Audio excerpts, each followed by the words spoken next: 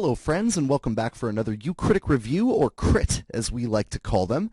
And this time we're taking a gander at one of the most beloved and short-lived television series in recent memory, 2002's Firefly. Now, Firefly is a space western, and that might make one think of something like Buck Rogers that's maybe a little silly and corny, but Firefly is a fully realized TV show that's greatest strength is the writing, group dynamics, and character interaction, so much so that it remains one of my favorite shows of all time a decade after it aired. It's so addictive that when I introduced it to my girlfriend a few years ago, we watched the whole series plus the 2005 follow-up movie in about 3 days. Basically, Firefly is set in a post-Earth future where humanity is spread out across the galaxy, terraforming other planets to live on. While some planets are futuristic utopias, others are like the Wild West, lawless and dangerous. The story is set around Captain Malcolm Reynolds, a veteran of a civil war between the ruling body and those who might rebel against that authority. It won't take you long to guess which side the captain was on, and in his life after the war he captains a transport ship called Serenity and finds plenty of fun and trouble in his travels. His crew is made up of Mal's old war buddy Zoe, her husband and Serenity's pilot Wash, the hilarious mercenary Jane Cobb, and ship engineer Kaylee, who is especially nice to look at when she's covered in grease.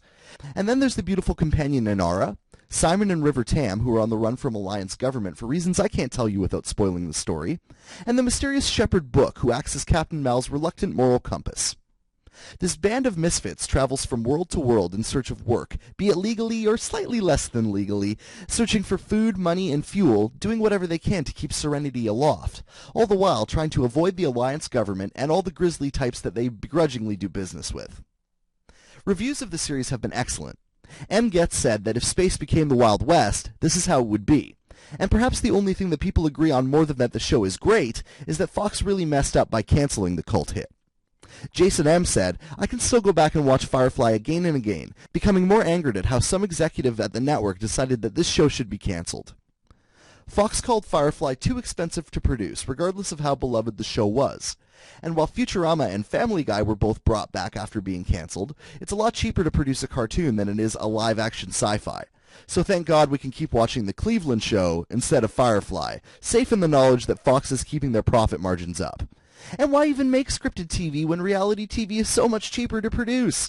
Average Joes work a lot cheaper than famous actors, and you don't even have to pay a proper writing staff to get a decent story out.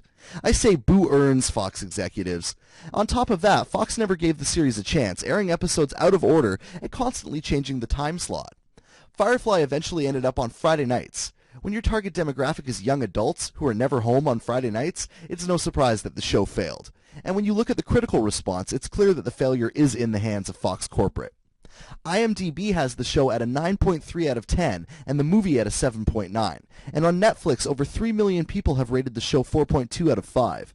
Since the only people who don't love it are in Los Angeles office buildings, could Firefly be produced on a digital subscription basis? There are 60,000 members of the Bring Back Firefly Facebook group. Again, Netflix has over 3 million reviews, and that's just of those who felt passionately enough to actually rate the program. The number of people who have watched it must be much, much greater, perhaps 10 times that many. Even if just the Netflix users who rated the program paid $1 each to see an episode produced, that would be a $3 million budget start. Food for thought, to say the least. Firefly is one of the most unique and well-executed television programs I've ever seen, and I watch a fair amount of television. And now that it's been released in Blu-ray, it's going to look as good as it possibly can. DVD and Blu-ray sales have brought other shows back to life in the past, and creator Joss Whedon has said time and again that he'd love another kick at the can. Maybe this is Firefly's chance to be the next resurrection project. If you've never seen Firefly, do yourself a favor and get this DVD, because you won't be disappointed. And if you're a longtime fan, you're going to want the show in this format. Other than that, what more can I say? For Ukritic.com, I'm Tyler Rowe.